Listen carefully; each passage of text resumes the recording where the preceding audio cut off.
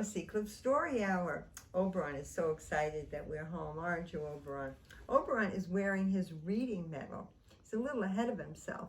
A lot of the children have signed up for our summer reading club, and this is what at the end of the summer, they'll receive a reading medal. But Oberon, well, Oberon couldn't wait. The story we have today is Ruby Finds a Worry. All right, let's see. Okay. Ruby loved being Ruby.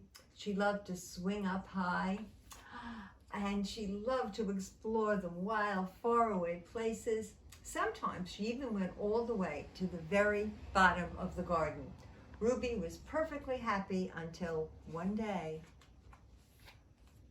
she discovered a worry. It wasn't a very big worry. In fact, it was so small that at first Ruby hardly noticed it at all. But then the worry started to grow, and every day it got a little bit bigger. It just wouldn't leave her alone. It was there at breakfast. It looked right out of the cereal box. And it was there still at night when she went to brush her teeth.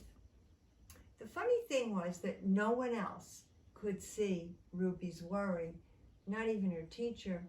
So Ruby pretended that she didn't see it either. She tried to carry on as if everything was normal, but it wasn't. The worry was always there. It would stop her from doing some things that she really liked to do. Ruby worried and wondered if the worry would ever go away. What if it didn't? What if it stayed with her forever? Ruby didn't realize it, but she was doing the worst thing you can do with a worry. She was worrying about it. Now the worry was enormous. It could barely fit into the kitchen at dinner time. It filled up half of the school bus. Oh, and it took up whole rows at the movie theater. The worry became the only thing that Ruby could think about, and it seemed to her that she would never feel happy again. Then, one day, something unexpected happened. Ruby noticed a boy sitting alone in the park. He looked how she felt, sad.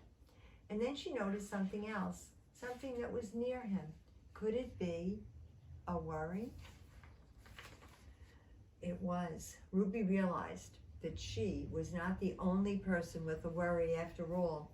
Other people had them too. She asked the boy what was on his mind, and he told her, and the strangest thing happened. His worry began to shrink. Then Ruby did the best thing ever. If you have a worry, she talked about it, and the words tumbled out, and Ruby's worry began to shrink until it was barely there at all. Soon, both of their worries were gone. Finally, Ruby felt so much herself again. Of course, that wasn't the last time she ever had a worry. Everyone gets them from time to time, but now she knew how to get rid of them. So they never hung around for long. She talked about them. And that's the end of the story of Ruby and her worry. All right, we have a birthday today. It's actually tomorrow, but we're going to wish our friend a happy birthday. And our friend is John. Yes, John Canning. Everyone loves John Canning in Seacliff. He does so many wonderful, wonderful things. The voice of Seacliff, we call him. Well, now we have to find out what kind of cake he's going to have. I'm sure Jeannie has a wonderful cake for him at home, but we're going to have a little one here. But we must find out what the children have voted on. Voting is very important, as we all know. So let's check it out. Sure enough, chocolate, we have the ever, ever, ever faithful Molly, Alice, and Jolene. We have Martha and Clara.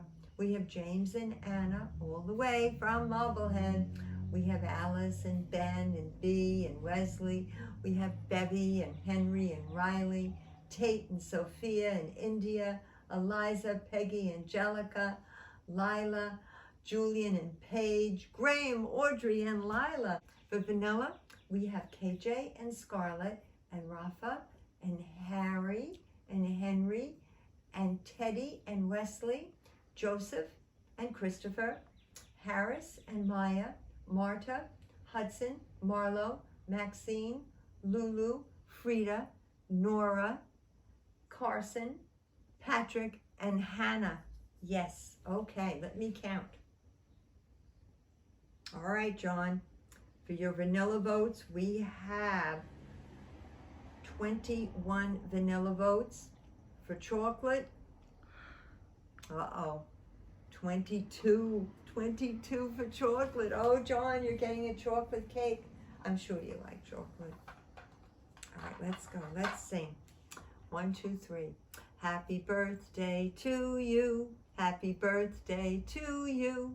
Happy birthday, dear John. Happy birthday to you. Okay. Thank you, Cameraman Dan. Thank you, Oberon. And remember, I love you all very, very much.